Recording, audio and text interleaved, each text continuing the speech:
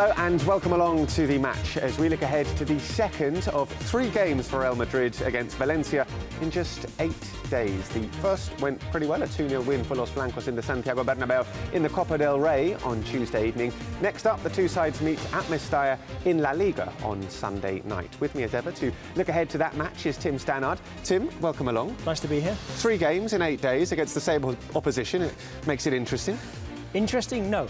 We're only a third of the way through it, and I've already had enough of Valencia. But this is perhaps the least interesting of the trio, right? And that's because it's the league, and let's face it, it's not great for Real Madrid at the moment. But although Valencia do need the points, the cup is the most fascinating part, and we saw a fantastic game on Wednesday night, and we got another interesting one coming up. So out of the 3, this one perhaps is the lull.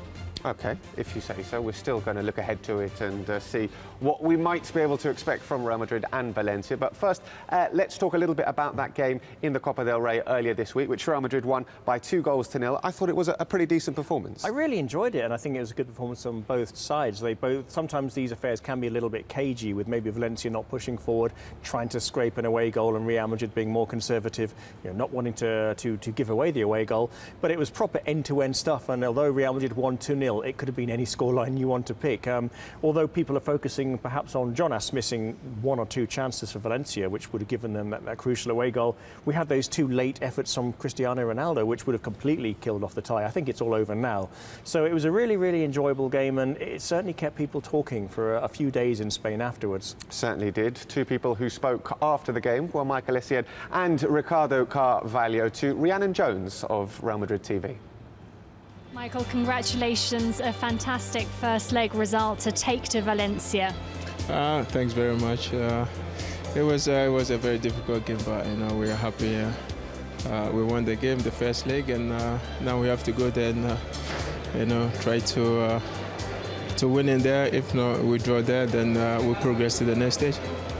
Well, Ricardo, a good performance out there tonight. You take a first leg lead to Valencia. Yeah, it was important to win the game. It was important also the clean sheet. So now we have to try to score away from home, and after that it will become the game a little bit easier than can be, because they are a good team, they play well, and it's important to score away from home as well. Rhiannon Jones with the questions there. On to the second instalment of the saga, if you like, on Sunday evening at Mestalla. Real Madrid, of course, will still be without the heart of their defence. Pepe and Ramos won't be featuring, so we might see an impromptu centre-back pairing. Yeah, once again, but on a positive note, what's interesting, although they have been without Pepe through injury since the beginning of the year and Ramos through suspension, interesting stat is that Real Madrid in all competitions now have kept 3 clean sheets in a row, and before that it was, I think it's some 9 goals conceded in 3 games. So things actually have stabilised, even though they've actually lost some key players in that regard, especially without Marcelo, who's returning. So again, it's going to be, as you said, an impromptu one, and we're going to look at the 2 11s after the game in Valencia. Then we'll realise that yes, the Copa is the priority for Real Madrid in this competition. So, although, of course, they do want to win this game, but their record in Mestalla is very, very good. They've scored a lot of goals in the past few games, and they do seem to have the upper hand over Valencia in recent years. And I think there's going to be a little bit of a psychological blow to Valencia, and I think they realise they missed an opportunity at the Bernabeu to get one over Real Madrid. So Real Madrid will have got that confidence restored after some difficult times at the end of last year. 12 goals in their last 3 visits to Mestalla, so they are certainly in decent form as they head to Valencia. Let's take a look at who Tim thinks is going to be starting for Los Blancos on Sunday evening, and just talk us through the starting lineup. Well, the main point to note here is perhaps Xabi Alonso's absence, and I do think it's a combination of maybe giving him a rest in what has been a very busy January, and he is carrying a bit of a neck injury, and I think he needs a little bit of time just to get that right. Sami Khedira alongside him, who was, we both agree, man of the match against Valencia during the week. Higuain starting up front as opposed to Benzema, which gives an indication perhaps again the cup is the priority. However, having Argentina's leading striker up front is still not a bad thing. Cristiano Ronaldo, of course, and wouldn't be surprised perhaps if Marcelo plays at left back. I'm going to go with Contral for this one, because Marcelo just lasted the half, so maybe his fitness is not quite there yet, and maybe he'll be returning for a second trip to Mestalla. OK, well, you say Cristiano Ronaldo, of course. I've got a sneaking suspicion he might be rested for this one, given the importance of the cup. Well, you wouldn't want to tell him that one, though. No. I don't think it's a lot of fun to do. No, absolutely. He wants to play every single game. Let's speak a little bit about Valencia, because after a somewhat shaky start to the campaign, they've actually improved.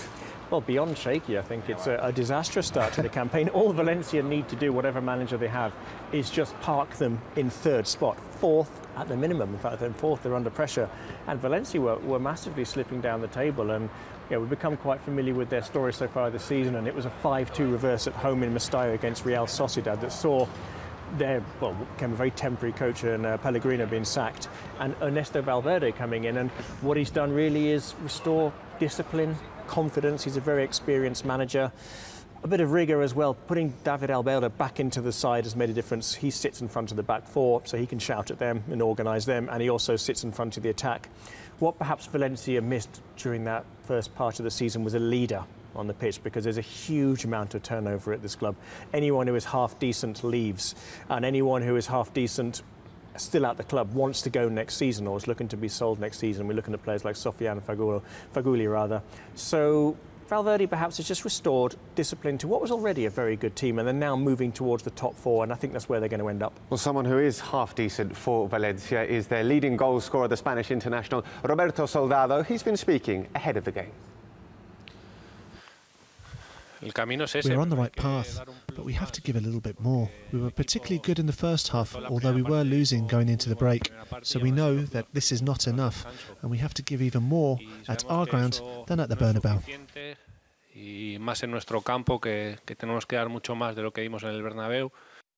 Roberto Soldado speaking there. He's certainly the danger man from the Valencia perspective. 17 goals already this season in all competitions. So that's the big one from a Real Madrid perspective. It's Valencia against Real Madrid. A 9 p.m. kickoff Spanish time. Let's take a look at some of the other games that are happening in the Spanish top flight this weekend, though, and get Tim's predictions, who he thinks is going to win the matches. The Friday night offering is Espanyol, who are resurgent under Javier Aguirre. Just one defeat in their last 6 matches, hosting Mallorca. Yeah, rather like Valverde at Valencia, he's just restored discipline into the team. A narrow 1-0 home win against Mallorca, and 2 more problems for Mallorca. Rayo Vallecano on a fabulous run of form at the moment, travelling to struggling Granada. They're looking for 5 Primera wins in a row, which would equal a club record for them, but I think Granada are going to get a home win, which will only be their 2nd out of 10 this season. The Anoeta Stadium has been a tough place to go in recent seasons for Barcelona. They travel to the Basque Country to take on Real Sociedad. Certainly had a big wobble against Malaga. I think normality will be restored in an away win for Barcelona. The first league match in charge of Sevilla for Unai Emery sees him take the side to Getafe.